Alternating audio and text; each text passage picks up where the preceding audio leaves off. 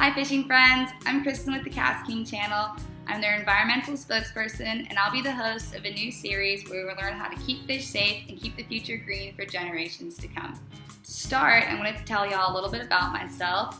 I grew up in Virginia and I would spend all my summers fishing with my dad as a little girl. We used to fish our local pond for bluegills, catfish, bass, lots of carp. Carp was my favorite. And my pool always had a little fishing competition because the pond was part of the pool. And not to brag or anything, but I won every year for my age group, okay? It was just a really fun time and it just ignited this passion of fishing for me.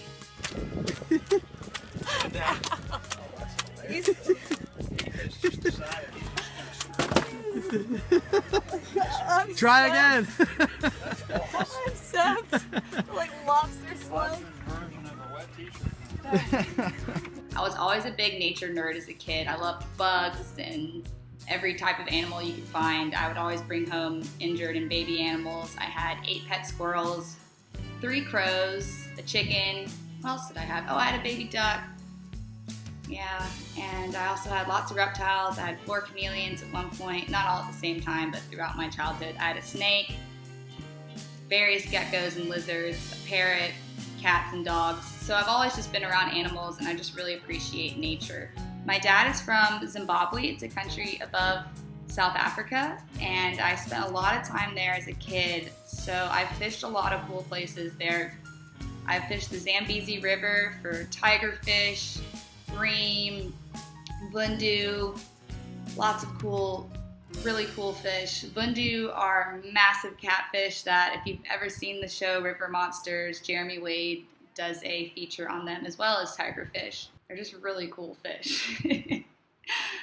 I've also fished Lake Kariba and various little ponds across Zimbabwe. Because I spent a lot of time in the bush as a kid in Zimbabwe, I just really came to appreciate nature and bugs and plants and just little lichens that grow on rocks. I really respect the tiniest little antlion up to the mighty African elephant. I just find them all equally as fascinating and important to this world.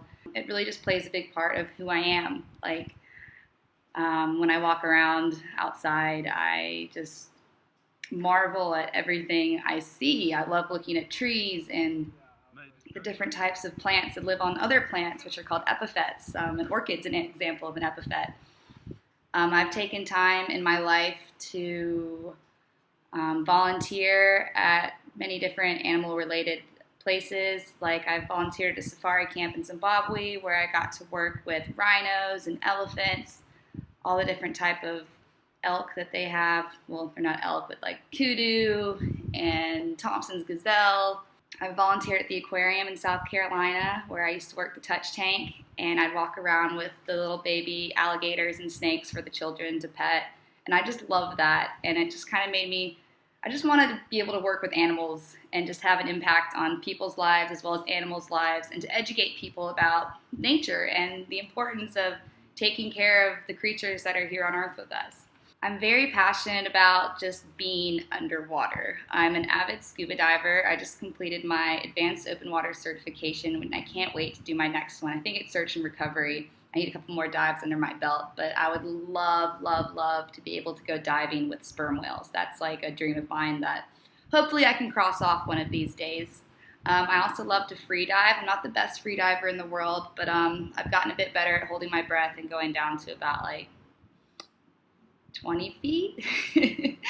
I just had the opportunity when I was in the Bahamas to spearfish lionfish, which was an incredible thing for me to be able to do because they eat all of our native fish populations inshore and offshore, so they're really wreaking havoc on the environment, and to be able to take a stab at a couple of them and get them out of the ecosystem was pretty cool, because I usually don't like killing things that much. I mean, I kill fish when we go fishing for bait, and I'll keep a fish here or there if I know I'm going to eat it that night or the next day. It was really fun killing lionfish. And it's like they knew that nothing could harm them. Like, you'd swim up to them, and they would just, like, sit there. You could get so close to them, because they're just like, yeah, come at me. No, you can't do anything about it. But they didn't know I had a spear, obviously. So, but it was just so cool. And I wish I could do more things like that here in Charleston. It's just hard because you have to go 40 miles offshore to be able to get to them. But I'm trying to work on a sustainable seafood initiative where we get them on more menus and included in our diet because they're actually really tasty fish. And if we can find a demand for them, then maybe we could start trying to get them out of our oceans and onto our plates. Look at it, he's biting me. He's biting my sweatshirt. Wow! I caught my first eel. Alright. That's awesome. Some of the fish I catch here in Charleston with my friends are redfish, black drum, trout, flounder, the occasional shark, which we always make sure we put back in the water as soon as possible, stingrays, which I try to do the same for. I love stingrays. I'm one of the few people that actually enjoys catching them. I just think they're really cool. I'm really the type of fisherman, fisher girl, fisherwoman, that I love catching everything. If I'm targeting a redfish and I happen to pull up an eel, I get really excited because it's just the, you just don't know what you're gonna get. I love that about fishing. You really never know what you're gonna get unless you're using artificial lures and you're targeting a specific species that's only gonna go for that. The fun of using live and dead bait is you never know what you're gonna get. Some other interesting facts about myself that I can think of. I have been chased by a hippo once. I have also been chased by a black mamba. That was probably one of the scarier things that's happened to me.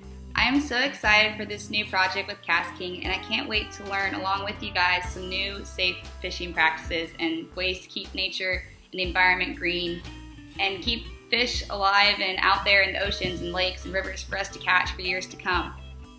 Part of KastKing's vision statement is to foster sustainable fishing practices and the love of nature and sensitivity to the environment.